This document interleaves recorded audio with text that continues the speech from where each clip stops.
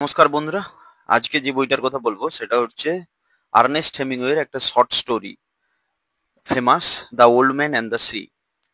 পাতলা বই। এতে তিনটি ক্যারেক্টার রয়েছে।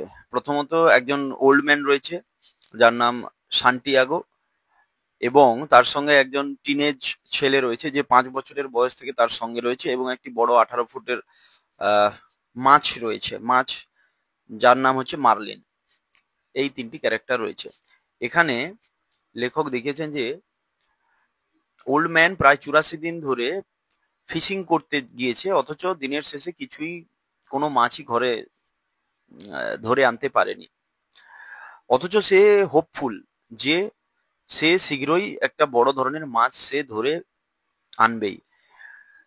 এখানে যে ছোট্ট ক্যারেক্টারটা রয়েছে, টিনেজ ক্যারেক্টারটা, তার বাবাও চায় না যে ছেলেটা ওই বৃদ্ধ মানুষটার সঙ্গে থাকুক। কেননা সবার একটা ধারণা হয়ে গিয়েছে যে বয়স্ক মানুষটা একটা আনলাকি মানুষ, সেই জন্য 84 দিন ধরে তার কোনো মাছ পড়েনি, তার সমুদ্র থেকে কোনো মাছ ধরতে পারেনি।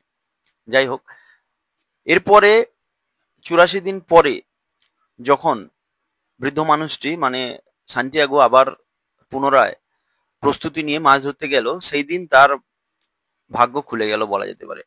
একটা প্রায় 18 কিলো ওজনের বড় মাছ, যার নাম এখানে দিয়েছেন মার্লিন, ধরা পড়েছিল তার জালে। কিন্তু শেষমেশ সেখানে প্রায় 3 দিন ধরে যুদ্ধ চলে।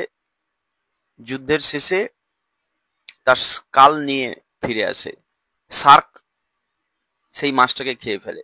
অর্থাৎ যখন সে বাড়ি ফিরে আসে তখনও তার হাত কিন্তু শূন্য। এত স্ট্রাগল করার পরেও সে পেল না তার সেই মাছটাকে, যেটা তার প্রাপ্য ছিল।